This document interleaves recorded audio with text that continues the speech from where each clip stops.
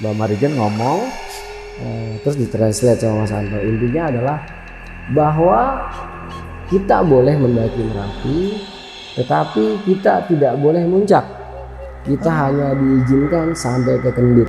Jadi saat itu di Kendit ada satu buah pohon yang besar tuh. Nah, Labuan Satu ini adalah tempat di mana pihak keraton melakukan sesaji untuk Gunung Merapi. Ke daerah yang namanya Jembatan Setan. Saya juga baru ingat nih. Di daerah ini pun diwanti-wanti sama Mbak Marijan untuk jangan istirahat lama-lama di sini. Kalau bisa lewatin aja gitu. Dan ketika itu lagi-lagi kita enggak mbah, kita sampai Kendit. Nah, si Babe baru ngerasa. Ya kemarin kita kan ketemu ngobrol-ngobrol teh. Ya, jadi literasi saya lebih lengkap nih di sini teh. Karena saya udah ngobrol-ngobrol nih sama pelaku-pelakunya gitu kan. Nah.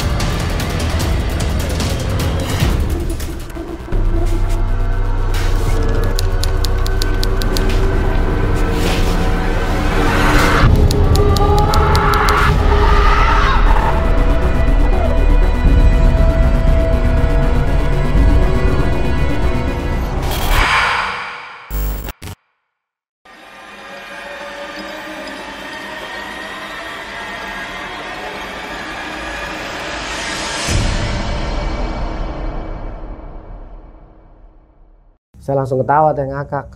Kenapa? Rambut teman saya si Geboy jigrik teh. Kan rambutnya gondrong, berdiri. Ini rambutnya jigrik, saya ngeliat. Wah, rambut lu jigrik boy gitu kan. Si Geboy melek juga ngeliat. Lo ngatain rambut gua jigrik, rambut lu juga jigrik. Dulu saya gondrongnya masih segini teh. Sebelumnya nanti kan saya panjang banget sepinggang. Rambut lu juga jigrik, begitu saya nggak, oh iya rambut gua jigrik, jadi kayak orang kesetrum deh. Yang tadinya tegang nih di tenda 2 orang juga, begitu udah pada bisa melek, wah ketawa-tawa lagi teh. Jadi hiburan ya? Oh jadi hiburan, padahal saat itu habis ada kejadian maut teh. Tetap dasaran emang geblek gitu, wah ketawa-tawa lagi nggak jelas dah. Ketawa-tawa, wah bego rambut lu jigrik gitu kan ya udah selesai ketawa-tawa di dalam, baru normal lagi tuh. Oh, gila, alhamdulillah kita selamat ya. Ini cerita terbaru teh, dalam artian gue sudah berjumpa dengan teman-teman gue yang lain. Waktu gue ceritain di beberapa channel itu saya belum ketemu teh. Oh, belum jadi ketemu di channel Teteh ini lengkap karena saya udah ketemu.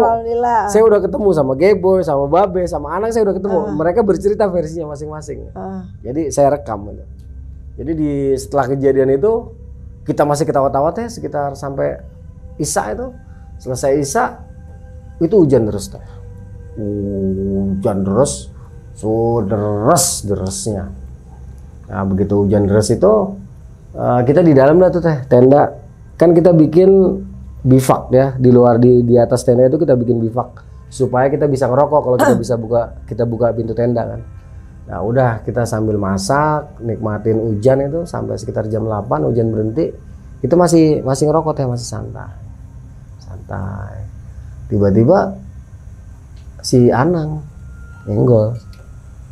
Waktu kita ketemu Anang bilang, lu inget nggak, kata Anang gitu. Kita dengar suara gamelan. Iya gue inget lah gamelan. Berarti gue nggak salah inget nih Ong. Iya, si Babe juga bilang iya suara gamelan. Jadi setelah hujan berhenti sama petir itu ada suara gamelan teh. Ya kita dengerin tuh suara gamelan. Kita dengerin, wih rame. Udah kita cuman cuek aja tuh teh. Dari arah puncak Merapi suara gamelannya teh jelas. Jelas banget ya. Jelas. Cuman kita bukan apa sih, ada kan yang hembusan angin. Bukan teh, bukan. Betul-betul gamelan. Tapi kita ya cuek, santai. Udah kita nikmatin Terus kita tiduran teh. Ya kita tiduran, nggak lama, nggak tahu ya, ada mungkin jarak sejam atau 2 jam saya lupa. Anak-anak juga kemarin saya tanyain lupa. Jadi di sini di channel lain saya sempat tertuker runut kejadiannya, tapi sama ya, cuman runutan kejadiannya aja ketuker karena ini yang di channel Teteh ini terbaru banget setelah kita ketemu sama pelaku-pelakunya ya. Jadi kalau nggak salah anak-anak sepakat kemarin kita berempat mengatakan jeda sejam lah setelah suara gamelan itu kan kita tidur teh. Kita tidur. Nah di saat kita lagi tidur nyenyak itu belum nyenyak, masih tidur ayam lah gitu ya. Ya bukan rep tidur ayam gitu teh. Tiba-tiba dari perut bumi itu kedengeran suara gemuruh teh. Ya Allah, ya Allah, ya Allah. Langsung panik dong. Ini masalah Gunung Merapi, gunung paling centil yang benar-benar jeblok. Dalam hati, waduh jeblok. Iya, waduh jeblok, kelar nih kita, saya bilang. Langsung anak-anak begitu dengar suara gemuruh, otomatis nempelin telinga ke tanah. Sama nyari getaran kan teh. Oh gitu ya. Kita nyari getaran gemuruh ini dari mana gitu. Perasaan kita saat itu karena kita masih dalam tidur ayam, kaget, tempelin telinga dari dasar bumi, betul suaranya. Tapi nggak ada getarannya teh. Oh gitu ya. Nggak ada getaran, langsung saya bangun keluar, ambil belati saya keluar. Saya keluar anak-anak, nggak lu sendiri, udah lu diem aja dalam, lu diem aja. Saya bilang kayak gitu. Soalnya saya ngeri ada apa-apa gitu kan. Mereka kan tanggung jawab saya keselamatannya. Saya keluar. Nah di atas tenda itu kan memang kita kan posisinya di tebing ya, gini tebing, terus ada cerukan gini kan. Jadi kita tenda di sini, ini tebing kecil. Nah saya naik ke pinggir tebing ini, saya berdiri percis di atas tenda. Saya berdiri percis di atas tenda, saya sendirian teh. Anak-anak G-boy di dalam nanya, "Nge, ada apaan sih?" Saya diem tuh nggak nyaut.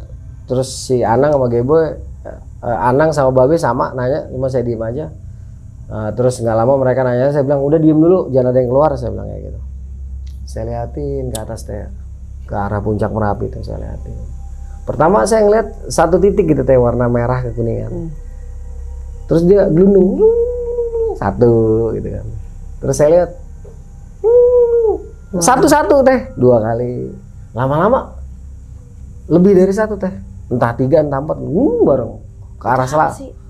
Nah itu saya belum tahu awal-awalnya gitu kan. Jadi terus dia gelinding dari 1, 3, 10, lama-lama banyak kan gelinding, tapi ke arah sebelah kanan saya, selatan. Saya nggak tahu itu kemana gitu kan. Saya bilang apaan tuh ya? Nggak lama, entahlah berapa jam, entah berapa menit, bukan jam, entah berapa menit saya menyaksikan itu. Tiba-tiba ada satu titik bola api yang dari setitik besar terus tapi mengarah ke saya teh. Ya Allah. Saya diem tuh, nggak bergerak, saya diem, saya liatin apaan ya? Dingin nih kaki saya. Kira-kira jarak 10 meter dia berhenti, bola api itu tapi sudah sebesar rumah Teteh gini. Besar banget. Besar banget dong. Adek, cuman saya nggak terasa panas. Saya liatin, saya cuma diam. Saya langsung bilang assalamualaikum ya Nabi warahmatullahi wabarakatuh. Saya ambil tanah Merapi. Saya bilang assalamualaikum wahai eyangku, leluhur-leluhurku, Al-Fatihah. Sebelumnya saya sudah buat kanjeng Nabi dulu, assalamualaikum ya ayuhan Nabi warahmatullahi wabarakatuh kan. Terus saya doa untuk kanjeng Nabi, terus saya ambil tanah, assalamualaikum ya wahai leluhurku, eyang-eyangku di sini. Terus aku kirimin Al-Fatihah. Terus saya perhatiin kan teh. Nah, sosok api itu dia berubah, membentuk tokoh pewayangan, berbentuk petruk, tapi api full teh. Itu sebesar rumah teh. Saya diam. Saya bilang, assalamualaikum mbah. Saya juga orang Jogja, saya bilang gitu. Eyang saya ini saya sebutkan gitu, silsilah saya. Aku lagi ngebayangin. Gede itu teh. Cuman saya waktu itu herannya nggak takut teh. Dihilangkan rasa itu ya? Iya. Jadi saya sebut nama leluhur saya. Itu api dia mengecil lama-lama sampai sebesar saya teh. Sampai sebesar manusia. Dia berdiri percis betul manusia dengan perawakan percis yang dinamakan petruk. Aduh ya Allah. Percis. Nah begitu itu saya bilang saya nggak mau nyembah kan, saya bilang Saya hanya menyembah Allah, saya bilang gitu. Terus saya kirimin Al-Fatihah buat beliau. Beliau maju sampai sekitar 2 langkah, terus mundur lagi dalam bentuk bola api, balik lagi ke atas. Nah itu saya posisinya bengong teh. Nggak lama saya dengar suara Geboy, gua keluar ya. Saya bilang udah keluar, karena udah nggak ada kan teh. Begitu anak-anak keluar, Geboy sama Anang, ada apaan sih? Gua kayak ada sesuatu katanya. Kalau si Anang tahu gitu, kata Anang, ada apaan? Udah lo ngomong aja. Kan biasanya kita memang terbuka kan teh, ada apa-apa. Cuma saya waktu itu nggak mau ngomong. Kenapa? Enggak, memang saya nggak mau ngomong teh, karena kan berhubungan dengan sosok yang tadi itu kan. Waktu itu saya nggak mau ngomong. Enggak, udah lu. Peraturannya ya. Nah, saya bilang, udah lo udah tahu deh, saya bilang gitu. Udah tenang aja. Ya udah.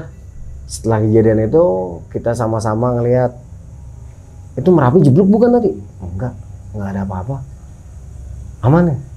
Ya seandainya waktu itu jeblok, ya saya mungkin yang akan diceritakan sama Teteh tahun 97 ada 4 pendaki Jakarta angus bakar gitu kan. Kalau misalnya dia jeblok, ya untungnya waktu itu memang kita nggak tahu ya Teh suara apa.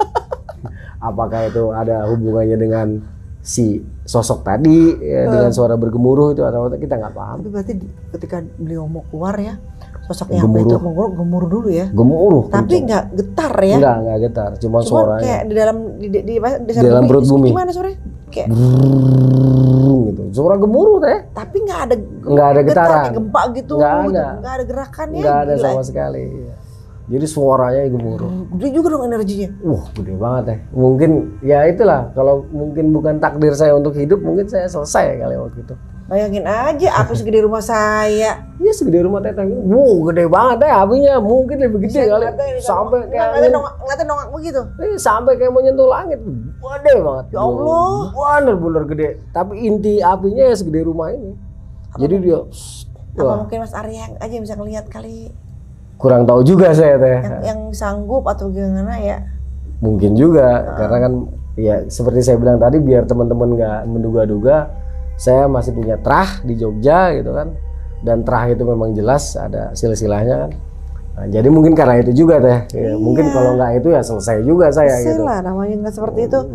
Gila lu segede. Gede Teh, itu bener-bener Banaspati itu Teh. Bener-bener api lah, nggak tahu makhluk api lah pokoknya, ngeri gitu. Tapi ya terakhirnya dia berbentuk manusia, betul-betul kecil seukuran manusia tapi mundur dalam bentuk bola api. Ya udah, selesai itu setelah kita di luar sama-sama kan kita masuk lagi ke dalam. Saya bilang udah tidur, saya bilang gitu. Di dalam cerita yang sebelumnya di channel sebelumnya saya mengatakan kita di sini 2 malam Teh. Tetapi ternyata setelah kita bertemu dengan teman-teman ngobrol, ternyata kita cuma 1 malam Teh. Ya jadi buat di channel sebelumnya itu betul, hanya perbedaan karena perbedaan ingatan ya, perbedaan ingatan. Timingnya ternyata malam itu juga, bukan ganti malam Teh, ya bukan ganti malam. Jadi setelah anak-anak kita berusaha tidur lagi Teh, itu kalau nggak salah udah jam 2-an lah. Kita berusaha tidur lagi, nah kita bisa tidur tuh tapi ada suara gamelan masih, ada suara gamelan, tidur. Nah saya ingat tuh Teh, udah merem kan, udah merem, anak-anak juga udah kedengeran ngedengkur. Tiba-tiba dalam keadaan merem gini terlihat nih Teh, seperti saya nggak punya sekat, seperti nggak ada sekat tenda gitu kan. Bilang kok mata gue kayak melek gitu kan Teh, kok gue kayak melek ya. Tapi posisi fisik tidur merem gini. Merem ya, tapi kayak ngelihat begini gitu Teh. Oh jadi kayak gini tapi bisa nembus gitu, semuanya kelihatan gitu. Semuanya ya, posisi merem gitu. Saya bilang loh kok nggak ada tenda, saya bilang gitu. Anak-anak tidur samping saya lihat, loh kok anak-anak ada. Saya buka mata saya, posisi sama Teh. Jadi saya nggak seperti tidak ada penghalang tenda kan. Begitu saya lihat lagi, nah di situ tuh api gelundung gak karu-karuan, gelundung api semuanya Teh, api lagi. Sepertinya Teh. Tetapi sekarang posisinya sudah ada yang kepalanya kerbau, ada yang kepalanya guguk, ya Allah. Ada yang kepalanya sapi, ada yang kepalanya, ada yang badannya ular, ada yang manusia. Tapi intinya seluruh tubuh mereka itu dipenuhi oleh kobaran api. Dan itu makhluk-makhluk itu nggak terhitung jumlahnya mengelilingi tenda kita Teh. Ya Allah. Anak-anak tidur semuanya tuh. Tidur begitu. Saya waktu itu nggak tahu ya. Itu jam berapa? Sekitar menjelang pagi lah, 2:30 kali ya. setengah 3 atau jam setengah 4. Yang lain udah pada tidur berarti ya? Nyenyak. Saya buka, saya lihat ada satu toko lagi teh. Nah ini, tapi dia langsung manusia teh. Dia dikobari apinya warnanya biru, beda sendiri. Nah ini saya juga baru ingat setelah ketemu sama anak-anak yang ngobrol ya. Karena kan saya sempet cerita sama anak-anak pas sudah di bawah. Jadi waktu itu yang ngingetin Anang, lu gak ceritain lu yang ketemu yang Semar, dia lain bentuknya. Oh iya. Nah di sini Teh Feni beruntung banget nih karena saya udah ketemu sama teman-teman saya ya gitu ya. Jadi di sini saya juga baru diingetin sama Anang karena saya pernah cerita sama Anang. Jadi ada satu sosok, yang lain kan dibalut sama api kemerahan dan kekuningan. Tetapi kalau yang ini biru keputihan teh. Nah dia tuh buncit. Nah bentuknya persis seperti yang namanya tokoh pewayangan Semar. Yang Semar berarti. Persis, tapi dia cahaya apinya biru keputihan. Beda sendiri teh. Dan dia tidak seperti yang Petruk yang dikelilingi kobaran api sebesar rumah. Terus akhirnya membentuk beliau, ini enggak. Kalau ini enggak langsung segitu karena saya kan ketemu. emang lambang yang Semar kan juga beda kan. Iya, jadi ini apinya kayaknya adem gitu teh, kayak api kehidupan. Beda gitu. Jadi saya lihat, saya nggak apa-apa tuh teh, saya diam aja. Sebesar apa? Sebesar apa? Sebesar kita teh. Oh setubuh kita ya? Nah, setubuh kita manusia aja biasa gitu. Dan itu cuman makhluk-makhluk yang lain ya itu. Ada yang kepalanya kerbau, badannya manusia, itu ada yang ngelilingin Eyang? ngelilingin kita teh. Ngelilingin tenda kita itu entah berapa banyak, kita nggak tahu. Banyak banget. Nah yang Semar itu posisinya di atas saya, di tebingan. Yang saya bilang di atas yang mengarah ke Puncak Merapi. Jadi saya tuh kan harusnya kan kehalang batu sama tenda, tapi nggak, waktu itu kelihatan. Nah, ketika itu saya langsung diajak ke Labuan 2 teh. Ini posisi tentunya bukan raga saya gitu ya teh. Jadi teman-teman boleh percaya boleh enggak, Silakan saja. silahkan aja, saya kembalikan. Saya hanya bercerita, menceritakan apa yang saya rasakan. Jadi saya dibawa turun lagi sama yang Semar ini ke Labuan 2. Di mana di Labuan 2 itu sudah ada tokoh-tokoh ataupun pembesar-pembesar dari Kerajaan Mataram. Jadi saya ada di situ tuh teh. Di dalam majelis itu ya ada yang Petruk, ada yang Semar, ada mulai dari pendiri Kerajaan Mataram sampai yang kemarin sebelum digantikan oleh yang Sultan Hamengkubuwono X ya, Hamengkubuwono IX itu yang Sultan Hamengkubuwono IX itu ada di situ semua. Kita ada di situ. Ada semua. Selain yang Sultan Hamengkubuwono X itu ada semua. Saya ada di situ, saya diam aja. Saya cuman kok ngenalin gitu ya. Loh ini kayak ini gitu ya. Saya nggak bisa sebut gitu. Ini kayak ini kok. Saya familiar banget dengan wajah-wajah beliau ini. Saya familiar. Nah di situ ada, saya diizinkan. Kamu boleh. Kalau bisa, kamu boleh muncak ke Merapi. Tapi kalau bisa, kalau memungkinkan. Nah udah kita ngobrol-ngobrol. Saya dapat ujangan sebenarnya banyak teh. Cuman saya lupa apa aja ujangannya gitu. Itu yang ngasih ujangan siapa? Semuanya teh. Oh Masya Allah. Hampir semuanya ngasih ujangan. Cuman saya lupa. Ya karena memang saat itu posisi saya ada di dalam keadaan sadar dan tidak sadar. Ya, jadi yang ke bawah ke Labuan 2 itu tentunya bukan raga saya teh, ya, tentunya jiwa saya yang ke bawah itu kan. Tentunya ini juga tidak lepas dari campur tangan Allah Subhanahu Wa Taala. Nggak ada lah setiap kejadian yang terlepas dari itu tuh nggak mungkin gitu. Udah ketika selesai, saya bangun teh. Saya bangun, saya ngeliat teman saya tidurnya gini semua, matanya kebuka semua gitu kan. Iya. Itu udah sekitar 4:30 kan, saya senter. Nah ini anak-anak tidur tapi matanya kebuka semua gitu. Cuma saya diam, saya tidur lagi karena cuapenya itu lebih dari turun naik Merapi 7 kali. Di pas ketemu mereka itu. Itu kayak energi habis kesedot. Oh berarti pas masuk ke alam mereka ya? Iya kayaknya gitu tuh. Jadi begitu jam 5:30 itu saya ngerasa udah memang betul-betul saya. Ini badan sakitnya minta ampun. Waduh, ini badan sakit banget. Cuman saya diam, terus saya ambil tanah. Karena memang tubuh kita dari tanah kan. Saya kembalikan lagi kepada Allah melalui tanah. Ya Allah, saya mohon syafaat Kanjeng Nabi. Saya baca Al-Fatihah. Wahai tubuh. Diapain tuh? Saya usapkan tanah ke tubuh. Wahai tubuh, engkau dari tanah. Kembalikan lagi kepada tanah. Kembalikan lagi kepada Allah. Terus saya baca Al-Fatihah. Enak tuh teh badan. Nggak lama. Anak-anak kan biasanya bangunnya siang teh. Cuman tumben waktu itu pada bangun, terus pada cerita, gue ngimpi. Perasaan gue, ini tempat semalam ramai banget. Kita dikelilingin sama orang-orang tapi matanya keluar api, kupingnya keluar api, keteknya keluar api. Taruh kata, memang keluar api semua gitu teh. Dan kirain saya cuma si Anang doang, nggak taunya sama gue juga, si Babe juga. Iya, tapi mereka mimpi teh posisinya. Cuma mimpi di lokasi itu seperti dikelilingi oleh nggak terhitung lah makhluk-makhluk itu. Oh berarti yang cuma ngeliat menampakannya berarti Mas Ari aja, yang Nah, lain di berupa transfernya mimpi. Betul. Oh, Jadi lucu ya, mimpinya kayak sama ya berarti. iya, sama dengan apa yang saya lihat. Itu bener-bener lucu teh. Nah, udah, saya bilang, ya udah. Anak-anak nanya gimana? Ya udah kita ke atas. Oh kita dilarang sama Mama Rijan. Saya bilang gitu, dilarang sama beliau. Tapi atasan beliau ngizinin, gue bilang kayak gitu. Dalam artian yang memberikan mandat. Beliau sebagai kuncian ngizinin, saya bilang kayak gitu. Udah gue yang tanggung jawab. Si Anang baru ingat, oh iya lu orang Jogja asli ya, lu kan masih itu gitu kan. Ya udah, ini terlepas dari itu semua, ini tentunya bagian dari takdir teh ya. Cuman kalau nggak diceritakan seperti itu, ya nggak enak ya dalam artian apa yang kita rasakan. Ini tidak mohon akan maaf. tahu kronologi sejarahnya seperti Betul, apa. ya ini mohon maaf nih teman-teman. Jadi memang harus diceritakan, bukannya sombong, jauh dari rasa sombong. Karena yang berhak sombong itu hanya Allah. Iya betul. Jadi saya bilang iya kan, iya makanya ya udah jalan aja. Ntar kalau di jalan ya ada petunjuk, saya bilang itu. Misalnya nanti kita nggak bisa naik, ya udah kita balik. Sekarang gimana? Ya udah orientasi Medan, saya bilang kayak gitu. Udah lu sama Babe gua masih Geboy gitu. Ngapain lu? No lu kan punggungan kiri no. Lu tembak tuh, lu sampai ke sana lu tembak, lu cari punggungan yang ngarah ke tempat tertinggi. Nah lu kemana? Gua ke kanan nih.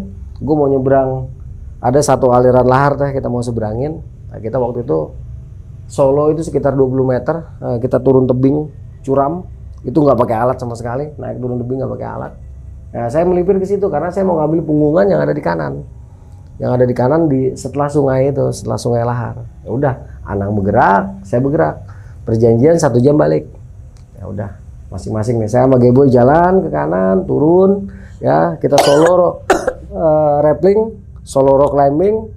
Nah di sini si Geboy sempat saya arahin ke bawah untuk nyari jalur yang lebih enak. Dia ke bawah terus naik ketemu sama saya di tebing sini. Terus kita ngobrol, itu kan jalur makin sempit teh. Kita nggak bisa diri, jalan akhirnya kita mentok.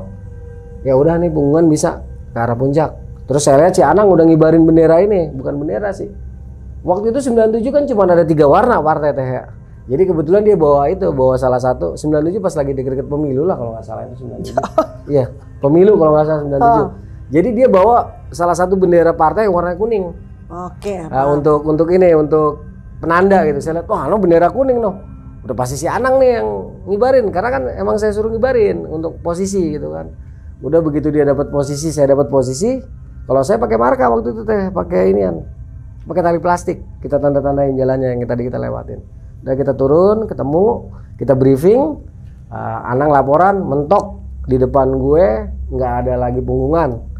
Seluruh punggungan terputus oleh lembah, jurang yang memungkinkan. Nah, Anang kan memang perlu kan, kita harus saling saling punya pandangan masing-masing kan. Betul. Kita punya visi masing-masing tentang Medan kan. Jadi Anang laporan tentang tempat yang saya jelajahi, saya laporan tentang tempat yang Anang saya jelajahi berdasarkan visualisasi kita. Jadi Anang laporan, cuma tempat lu doang yang bisa lanjut ke atas. Saya juga ngomong, ya Nang, tempat lu mentok, habis punggungannya gitu kan. Ya udah, berarti dari jalur kita udah kita langsung masak tuh teh, masak beres-beres, siap, kita langsung telusurin tuh teh jalan, naik ke atas. Ternyata kita mentok di tebing Gegerboyo, tidak bisa melanjutkan lagi. Sebenarnya bisa, cuman untuk teknik rock climbing solo yang full nguasain ketika itu saya, Anang, Babe, Geboy nggak terlalu nguasain rock climbing solo. Makanya daripada beresiko teman-teman saya celaka, udah cukup sampai sini saya bilang. Kita turun, balik lagi ke base camp, itu udah sekitar jam 11 packing. Kita ketemu 2 orang naik. Kita tanya, Mas, cuma berdua? Iya. Mau kemana? Puncak Selatan katanya. Oh, Puncak Selatan sebelah mana, Mas? Tadi kita ke sana, Mas. Oh, salah kata dia gitu. Harusnya pas ke sini. Ah, udah males kita naik lagi kan. Udah males mengingat kejadian semalam gitu kan. Udah, kata anak-anak, udah turun aja, turun. Ya udah. Si mas-mas itu berdua jalan. ya nanti ada ceritanya nih karena saya baru ketemu sama teman-teman gitu kan. Udah packing kita turun. Kita turun di tengah perjalanan itu pas kita di jalur yang sekitar 70-80 derajat itu kita kan harus rappling teh turunnya. Itu hujan deras. Wah, sederas-derasnya hujan itu. Kita mikir itu bocah dua gimana ya nasibnya gitu teh. Anak-anak itu bocah dua hujan deras kayak gini mana pada nggak bawa apa namanya ponco gitu kan. Udah biarin turun. Kira-kira 1,5 jam sampailah kita ke Labuan 2 atau biasa dibilang Menara Rudal. Nah di sini kita istirahat karena sebelum turun tadi kita ngerebus telur, kita makan telur. Ngopi nggak? Ya udah ngopi. Terus ngobrol-ngobrol nih teh. Ini yang di channel yang duluan mohon maaf ya nggak sempet diceritain karena memang saat itu gue belum dapat literasi ini, gue lupa dan baru dapat literasi ini setelah ketemu anak-anak. Jadi di channel TV ini dilengkapi. Alhamdulillah. Nah itu bocah dua gimana ya? Gila hujan deras banget kan gitu teh, hujan angin teh waktu itu. Wah gila hujan deras gini gimana tuh bocah nasibnya? Ah udahlah, anak sini paling gitu. Udah waktu itu kita sekilas aja udahlah, mungkin mereka turun. Saya bilang tungguin dulu sebentar. Si GW protes. Nungguin ntar kita kemalaman di jalan. Oh iya ya saya bilang gitu. Ya udah cabut turun. Udah itu hujan teh kita bablas turun tuh. Terus itu hujan sampai ke Kinarjo, kita turun sepanjang jalan itu kita dengerin, saya ingat banget dulu zamannya radio. Jadi si Babe ini dia punya radio apa ya? Jadi radio itu ada tipnya ya buat kaset sama buat senter. Jadi dia punya model kayak gitulah, canggih lah zaman kita gitu canggih. Pokoknya bisa buat nyetel tip kan. Ya udah pas turun itu tipnya kita tutupin plastik. Kita nyetel lagu Offspring. Ingat banget saya nyetel lagu Offspring sama Nirvana. Udah sepanjang jalan kita joget-jogetnya turun tuh. Sesekali kita nanya tuh bocah dua gimana ya? Ah turun pasti turun gila kalau diterusin modar ini gitu kan. Turun sampai maghrib lah. Ya begitu kita ngelewatin hutan yang saya bilang tadi di Kinarjo lagi-lagi kita ngerasa merinding tapi kita nggak ketakutan. Terus kita bablas. Tepat maghrib kita sampai rumahnya Mbak Marijan. Nah di situ Mbak Marijan sama Mas Anto udah ada. Kita begitu masuk salam, assalamualaikum Mbak Marijan senyum nggak lama mukanya kaku teh, diem nggak ada omongannya gitu kan. Terus Mas Anto senyum juga, udah apa disuruh salin dulu kita, udah salin dulu gitu. Dalam hati, kenapa nih aki-aki gitu kan? Kenapa nih orang ya? Astagfirullah, udah bodo amat lah. Gitu. Mukanya tegang ya? Mukanya udah tegang ya. Kita salin, kira-kira sejam kemudian kita disuruh ini teh biasa singkong rebus, pisang rebus, teh manis anget masih ngebul. Nah itu nggak pakai acara malu-malu lagi, bet selesai. Baru Mas Anto senyum gitu kan. Gimana Mas gitu?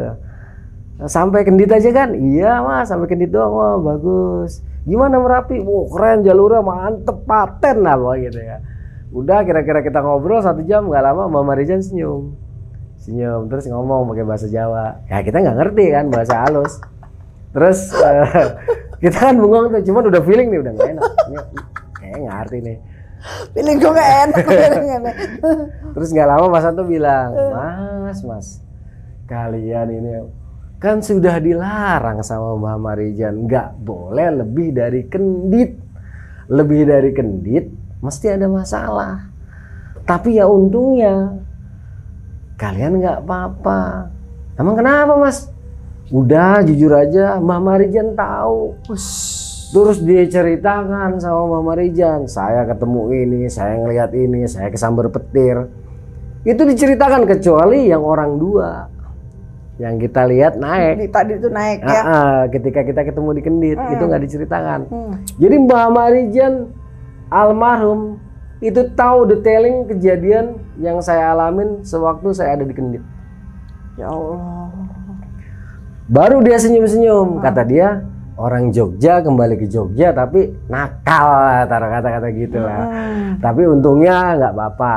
Ya udah dipesenin lagi sama Marijan besok-besok kalau emang punya terah ngomong jadi lebih enak gitu. Oh gitu. Iya, jadi lebih enak.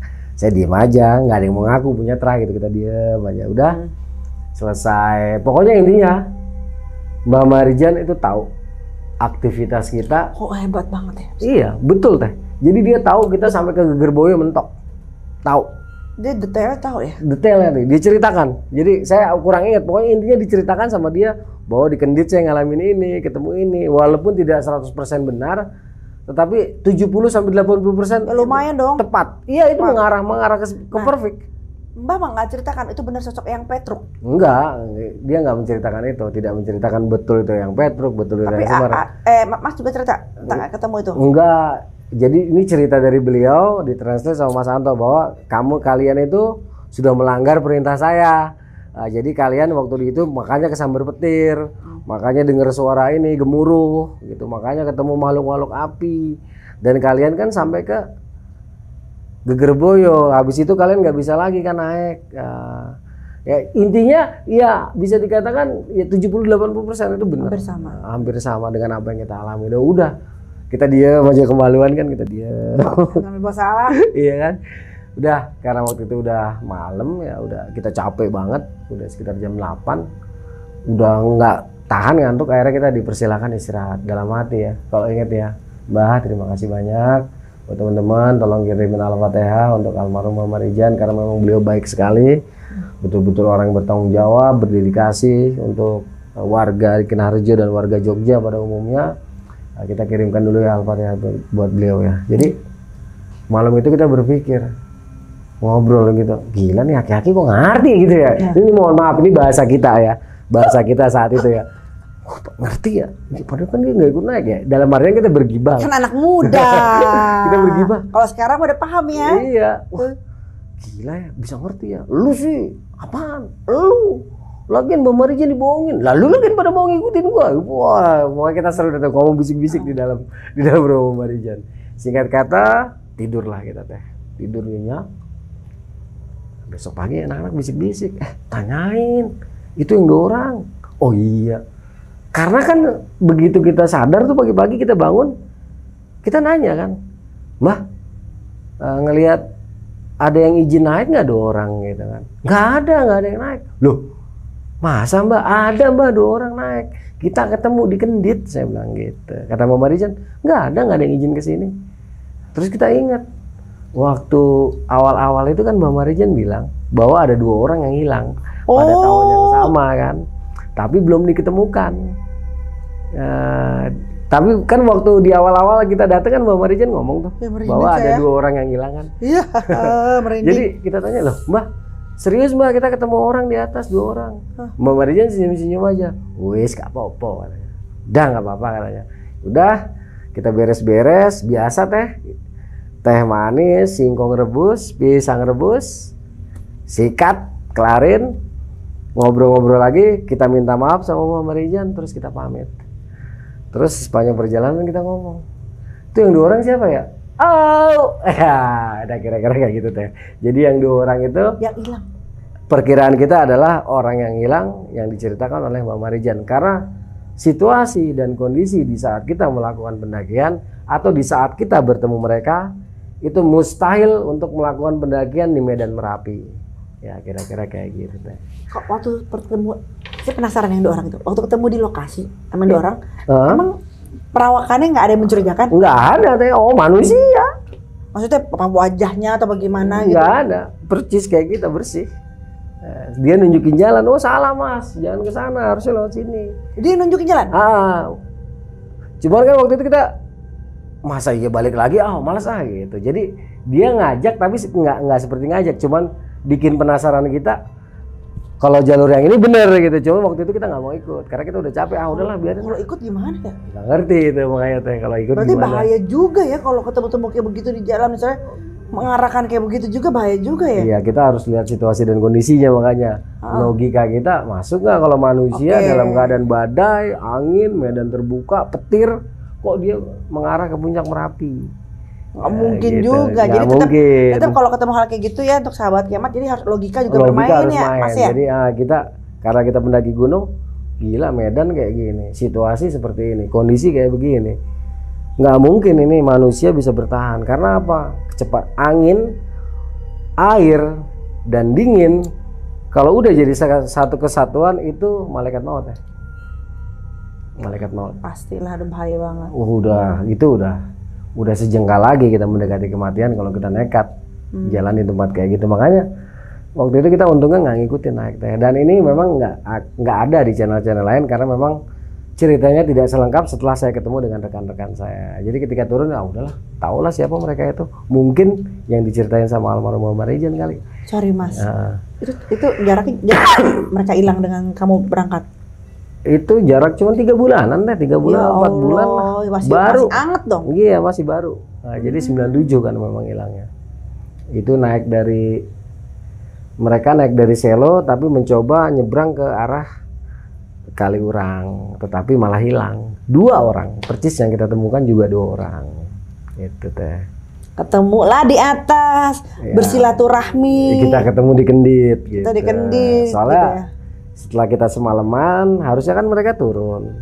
Ini kok nggak ada. Ini kok nggak ada. Dan yang menjadi pertanyaan bahwa kan harus izin sama Mbak Marijan. Iya, harusnya ada Tidak dong. ada orang yang bersowan ke situ sama sekali, nggak ada yang izin naik. Tapi luar biasa ya Mbak Marijan ya Mas ya. Wah, subhanallah, luar biasa. Beliau memang tirakatnya bagus. Bagus ya Mas ya. Oh, tirakatnya bagus, ilmu kebatinannya juga bagus. Karena beliau dekat dengan HB9 kan. Memang kan yang HB9 yang luar biasa ya katanya. Betul, yang HB9 yang Yang luar biasa. HB9 ya.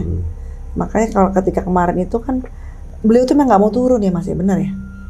Jadi kita kembali ke sejarah tuh kalau ketika meletus yang luar biasa itu kan beliau kan ditemukan di rumahnya ya, apa di mana? Betul, di rumahnya, di petilasannya sekarang itu di rumahnya. Oh, di rumahnya itu. Karena tanggung jawab beliau terhadap perintah itu tadi, walaupun sebenarnya sih secara hierarki ketika Sultan Hamengkubuwono IX mangkat digantikan oleh putranya, hierarkinya ya turun ke Sultan Hamengkubuwono X. Sebenarnya perintahnya juga sebenarnya harusnya ditaati, tapi memang sudah takdir beliau ya, dan tanggung jawab beliau yang tinggi terhadap keselamatan warga Jogja ya, jadinya seperti itu teh, kira-kira kayak gitulah. Iya, jadi nggak turun. Berarti kita itu benar. Betul, dia Yang nggak beliau turun. tuh nggak turun. Enggak. Kan ada diceritakan bahwa beliau itu dijemput, tetapi alasan beliau itu mau nengok ternak sama mau sholat, sama nengok rumah. Dan itu tiba-tiba sudah datang modus gembel. Benar berarti deh. Betul, posisi beliau ada tempatnya teh, ada lokasinya. Tempat, Ada sujud. Betul, lagi sujud, itu dijadikan petilasan sekarang. Oh. Jadi beliau kena itu abu dong berarti ya? Iya. Kena sujud itu ya? Oh, betul. Jenazahnya utuh sih teh. Jenazahnya utuh, beliau itu nggak kebakar. Hah? Enggak, jenazah beliau waktu ketemu itu nggak kebakar, cuman posisinya sujud. Cuman dilapisin debu-debu aja, nggak kebakar sama sekali. Oh, jadi kena debu-debu aja lah ya sebagai itu ya. Iya. Tapi fisik nggak rusak. Iya. Itulah luar biasa ya. Kebaikan. Penghargaan ya buat beliau ya, karena Betul. udah menjaga di situ semua ya. Iya, seumur hidup kan beliau menjaga di situ. Bisa dibilang sampai mempertaruhkan nyawanya. Iya. Berarti dari beliau masih usia muda kali ya? Ya sejak kan yang Iya, nama dari 97 aja ke 2000 berapa tuh terakhir tuh berapa tahun tuh? 2010 13 tahun deh. 97 ke 2010 kan beliau meninggal 2010. Ya sejak mangkat almarhum ayahnya Mbak Marijan, jadi yang namanya Kuncen Merapi itu kan turun temurun deh. Diangkat sama keraton tapi tetap. Oh, diangkat keraton. Nah, tapi turun temurun tapi berupa wangsit. Enggak, keraton itu yang ngangkat emang. Maksudnya si keraton ini berupa Kurang tahu kalau itu. Penilaiannya berupa apa gitu? Keturunan dari Mbak Marijan, anaknya sekarang. Sekarang gitu. Anaknya Mbak Marijan sekarang yang jadi Kuncen. Jadi nanti kalau ada apa-apa dengan anak yang sekarang ya anaknya ini cucunya Mbak Marijan berarti terus ya. Dari Kuncen yang pertama ditunjuk itu memang bertalian darah semua. Selalu seperti itu yang Kuncen Merapi. Berarti kesimpulannya yang Semar, yang Petruk itu ada. Simbolis ada ya? Ada, saya yakin ada. Permasalahan bagi yang tidak bisa melihat dan dia tidak bisa meyakini karena dia tidak melihat atau menganggap itu semua isapan jempol, ya itu kembali karena ruh kita sendiri tidak bisa kita lihat, sesuatu yang membuat kita hidup. Apalagi ini benda-benda seperti ini memang Allah ada ciptakan. Iyalah, sekarang Allah itu kan goib ya. Betul. Kalau yang Semar, saya pernah ngeliat di langit. Iya, kebanyakan yang lihat kayak gitu teh. Di langit sama masuk lihat mimpi. Tapi kalau yang Petruk belum pernah, gitu kan. Makanya saya lagi tadi ngebayangin berupa api tinggi gede, la ilaha illallah, kuat aja tuh Mas Arya hebat. Alhamdulillah teh. Berbentuknya api loh. Api. Jangankan berbentuk api, berbentuk awan yang indah aja gemeteran. Iya, ini api teh. Api berkobar seperti rumah. Saya ngeliat yang semar berbentuk di langit bentuk awan gitu aja indah. Saya apa? Gemeter ya, namanya takjub ya atau bagaimana ya. Nah, apalagi yang lihat yang Petruk yang berbentuk api segede. Aduh. Ngeri Ya ya. Allah. Itu jujur Mas. Itu lebih dari serem yang The Demit ya. Justru nggak begitu serem teh. Masa? Iya, justru nggak begitu serem. Entah apa saya waktu itu ngerasanya. Tapi kan takjub Mas. Kalau takjub ya, mungkin karena selawat tadi teh. Jadi saya kalau serem itu biasanya karena dikejutin dan ketika kita lagi lepas selawat itu biasanya kita suka kaget dan jadi agak takut. Tapi setelah itu ya hilang lagi rasa takutnya teh setelah kita udah bisa kuasain. Oke. Jadi kuncinya salah satunya salawat ya. Iya, selawat. Untuk Rasulullah ya. Betul. Kita berharap syafaat kanjeng Nabi misalnya. Iya, dan itu memang Mas jalankan selama dalam perjalanan ke gunung. Kemanapun ya. Jadi dan salawat itu memang kalau kita yakini kan itu Islam, tapi untuk agama lain bila merasa itu nyaman tuh bisa silakan aja ya. Nggak apa-apa, nggak ada larangan. Jadi itu dia rahasianya Mas Arya itu selama beliau ini berkelana lah menjelajahi Nusantara, gunung atau dalam perjalanan. Memang hobinya juga naik motor gitu ke Nusantara. Hobinya kayak gitu, bener-bener berkelana deh. Kalau zaman dulu kan pakai kuda, kalau sekarang pakai kuda besi ya. Kuda besi gitu ya. Kalau dulu makanannya rumput, kalau sekarang bensin gitu, bedanya gitu. Nah, rahasianya Mas Arya itu adalah salawat nggak pernah lepas ya. Nggak pernah putus. Itu. Jadi bukannya Mas Arya jagoan nggak pernah takut atau gimana ya, karena kalau manusia pasti rasa takut ada. Fitrah itu teh. Cuman ada senjatanya itu adalah kekuatannya itu ya di salawat itu. Betul, ya. Iya. Jadi kita berbagi hal positifnya nih, mungkin teman-teman di rumah yang pendaki juga, yang awal-awal juga, yang pemula juga, atau yang hobi berkelana juga, mungkin dalam hati bertanya, nih rahasianya Mas Ari apa sih gitu? Iya. Kok berani banget gunung tuh gunung, sampai udah 50 gunung ya? Iya, 50 gunung. Udah 50 gunung, kok udah ketemu dari segala macam makhluk, kok nggak ada rasa kapok lah, inilah bahasa manusia seperti itu. Pasti kan sahabat juga kan nanya, rahasianya apa sih Mas? Ya bukannya Mas Arya gimana-gimana ya, tadi itu dia salawat aja, kuncinya di situ, jangan pernah berhenti ya Mas. Betul teh. Iya. Tetap jadi ada keyakinan yang seperti itu ya. Iya. Jadi senjata kita hanya satu, bagaikan Trisula, Allah dan Rasulnya sama orang tua kita. Jadi kayak Trisula gitu ya. Trisula kan ini kan. Nah, 3 ya, Allah dan Rasulnya Allah. dan ibu bapak kita di tengah. Oke, Allah di tengah tentunya paling tertinggi. Allah, ibu bapak kita. Bapak. Ibu bapak Rasulullah. Jadi kayak Trisula itu. Ibu bapak Rasulullah. Iya. Jadi Allah. 3 poin itu ya Allah. Nah itu kunci kekuatan di perjalanan. Jadi nggak ada yang namanya pusaka apa nggak ada. Cuman itu aja yang kita pegang, Allah, Rasulullah dan kedua orang tua kita. Tapi itu kalau dalam Islam kan tauhid, hakul yakin ya. Hakul yakin. Nah itu dahsyat loh kekuatannya. Kalau udah kayak gitu udah nggak ada perbandingan, nggak ada bandingan udah. Ya, karena udah Tapi satu hal ini yang perlu sahabat tahu, walaupun udah segede gini nih ya, udah setua ini ya, Mas Arya itu apa tadi, air cucian kaki ibu ya? Iya, air cucian kaki ibu. Jadi gimana cerita coba Mas? Siapa tahu bisa membagi hal yang positif. Kalau lebaran itu saya cuci kaki ibu saya. Itu nanti saya simpen airnya, kalau saya sakit saya minum, atau kalau saya perjalanan jauh itu saya buat cuci muka ataupun nyuci kendaraan saya. Terlepas dari percaya atau nggak percaya, itulah jimat saya. Karena surga dibuat telapak kaki ibu, tapi saya bukan ngambil masalah telapak kakinya, saya nyuci kaki tidak. Ridhonya. Saya melihat ridhonya di situ. Ridho ibu, ridho orang tua, ridho Allah. Luar biasa kan sahabat. Jadi banyak yang bisa kita petik dari pengalaman Mas Arya, selain memang dari secara edukasi naik gunungnya juga bagus, tapi secara spiritualnya tuh ya mungkin sahabat-sahabat nggak ada salahnya bisa diikutin gitu, karena nggak perlu pakai ilmu apa dukun gimana, ternyata cuma Allah, Rasulullah dan restu dari orang tua terutama ibu. Trisula itu istilahnya kalau dalam Mas Arya ya. Luar biasa ya, itu bisa menjadi pedoman kita lah termasuk kita juga semua yang ada di sini, saya dan sama pegawai-pegawai saya juga itu menjadi masukan yang baik banget. Alhamdulillah. Terima kasih banyak loh untuk malam ini. Sama-sama Teteh. Semoga syarannya Mas Arya atau napak tilasnya hal spiritualnya itu bisa membawa kebaikan buat kita dengan ilmu syafaat, dengan ilmu salawatnya itu. Iya Teteh. Ya, jadi sebarkan salawat. Selawat, betul deh. Ya, oke. Perbanyak selawat. Perbanyak Siap. salawat ya. Mm.